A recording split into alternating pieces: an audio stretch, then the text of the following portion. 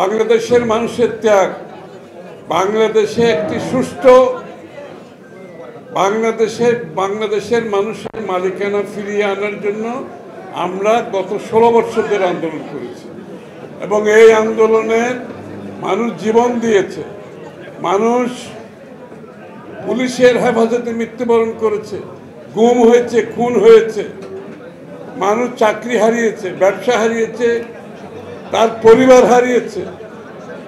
এই ত্যাগ সহজে যেতে যাবে না। আমাদেরকে মনে রাখতে হবে যে এই ত্যাগের জন্য আমরা গণতান্ত্রিক অর্ডার, বাংলাদেশের মানুষের মালিকানা ফিরে দেওয়ার জন্য আন্দোলন করেছি। বাংলাদেশের মালিক হচ্ছে বাংলাদেশের জনগণ।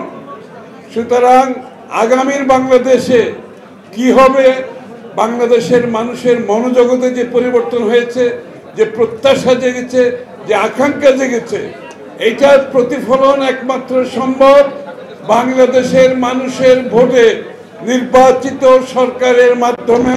এটার প্রতিফলন সম্ভব, আর কোনো পথ নাই।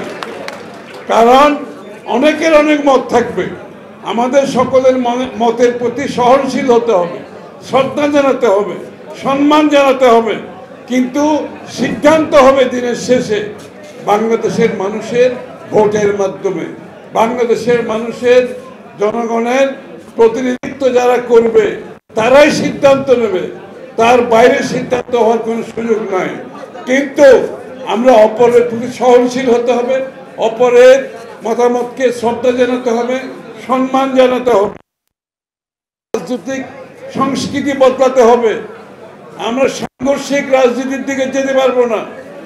আমরা বাংলাদেশে সহনশীল শান্তিপূর্ণ পরিবেশ রাখতে হবে এবং বিগত দিনের যে রাজনৈতিক সংস্কৃতি ছিল সেখান থেকে বের হয়ে একটা সুষ্ঠু রাজনৈতিক পরিবেশ সৃষ্টি করতে হবে।